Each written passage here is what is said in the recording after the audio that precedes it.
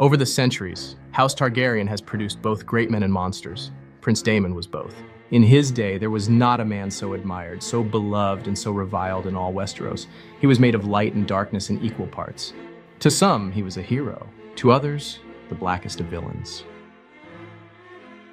In the very first chapter of The Rogue Prince, George Martin introduces Daemon with these words, and also describes him as dangerous, dashing, and daring, but mercurial and quick to take offense.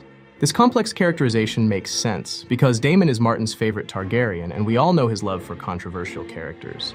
But if we set all those fancy words aside and just look at Daemon's actions in the book, and especially in the first season of the show, it's hard to see that supposed light side. Yes, he's a charismatic warrior, and he occasionally shows a soft spot for his family, but beyond that, his actions are often impulsive, violent, and disturbingly cruel. Sure, the blood and cheese incident is the perfect example of how vile Daemon can be, but even before this horrific incident, he had already done just enough to be considered as evil. Especially in the first episode, as the Lord Commander of the Gold Cloaks, he led a brutal raid through the streets of King's Landing, striking fear into the citizens and making a big public display of it all.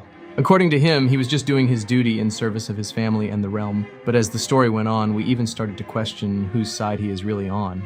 After the death of his brother's son, Baelon, Daemon showed no empathy for his brother's grief and remained utterly indifferent. And the rumors even said that he mocked his death, yet he didn't even bother to deny it.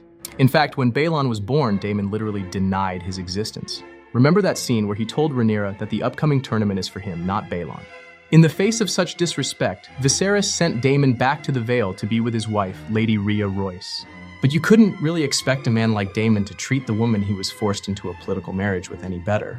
He had already insulted Rhea countless times before, but this time, when they met up again, he brutally murdered her just to get rid of her. And he even had the nerve to mock Rhea's cousin Gerald Royce to his face. Because like many powerful Targaryens in history, Daemon is totally aware of just how much influence he has. But it isn't enough for him to simply possess that power. He has to constantly remind everyone around him that he's the one in control. He's got that type of mocking attitude that would be expected from someone born into privilege and power. So right from the start, all of these actions make it pretty clear that Daemon is not a good person. But for many people, his compassion for Rhaenyra or his poignant moments with his brother are enough to redeem him, or at least to think, deep down, he's a good person. Yes, Daemon loves his family in his own twisted way, but I think his terrible deeds far outweigh any glimpses of goodness. Because every time he shows even the slightest hint of family loyalty or affection, he turns right around and does some impulsive, ruthless thing that makes you question whether any of it was real to begin with. His actions are so wildly unpredictable that you can never really know where his true loyalties lie or what crazy thing he might do next, and it even raises questions about the sincerity of his loyalty. At this point, Daemon comes across as this narcissistic bad boy prince who can occasionally show soft spot for his family. He knows exactly who he is and eager to embrace that whole chaotic, rule-breaking persona. And I think there's a pretty good reason for that. After all, he's a Targaryen prince, the rider of one of the most dangerous dragons the realm has ever seen, and he's a master swordsman. But all these also give him an unchecked power, because he knows that no matter what he does, most people wouldn't dare to cross a dragon-riding, sword-wielding Targaryen monster like himself. And on the very slim chance someone gets stupid enough to try, he knows that his unmatched power will ensure he comes out on top every single time. So this sense of invincibility basically gives him the green light to get violent and break any rules whenever he wants. Because for him, being a true Targaryen isn't just a name. It's about embracing that fire and blood mentality to the extreme. And in his mind, he embodies the pure essence of what it truly means to be a Targaryen. However, beneath all this power, he has weaknesses like everyone else. And often these weaknesses drive his actions. Like many narcissists, Daemon has an extremely fragile ego and needs the approval of his brother Viserys. We can clearly see these weaknesses in the scene where he chokes Rhaenyra. Even though that scene got a lot of criticism for not being from the books, I think it's an important moment that shows the core of who Daemon really is. One moment he kneels down to Rhaenyra and accepts her as his queen, and the next he chokes her because of his wounded ego. What really drives Daemon there is that Viserys never told him about the prophecy. Don't get me wrong, Daemon doesn't care about the prophecy itself. He actually thinks believing in prophecies is one of his brother's weaknesses. What truly hurts Daemon is that this prophecy is a secret only shared with the heirs, and by not telling Daemon, Viserys makes him feel like he never saw him as his true heir. So for Daemon, given how much he craves for his brother's approval, it's like hearing that your father never saw you as his true son. That's why he attacks Rhaenyra, but his anger is really meant for Viserys. But that's not the only time Daemon covers his wounded ego with violence. Similarly, in the Stepstones, when the king finally decides to send help, Daemon can't take it. He doesn't say a word and takes his anger out on the king's messenger. For him, winning the war only by getting Viserys' help would make him look like a failure, especially to his brother. So he attacks the Triarchy alone by risking his life at the expense of his pride. Even though Daemon thinks his brother is a weak king who doesn't get what it means to be a Targaryen, deep down he yearns for Viserys to see his potential and accept him as his heir. And this desire has its roots in Daemon's childhood. Because when we look back, we see that Daemon was pretty much raised by Viserys since he was 3. Their mother died then, and their father was so heartbroken that he never remarried, instead focused on ruling the realm. So Viserys became the closest thing to a father figure Daemon had. That's why Daemon desperately wants his approval, and that's why he acts out sometimes almost like a rebellious teenager trying to get his father's attention. For example, stealing that dragon egg. To an outsider like Otto, this action might seem like a treason.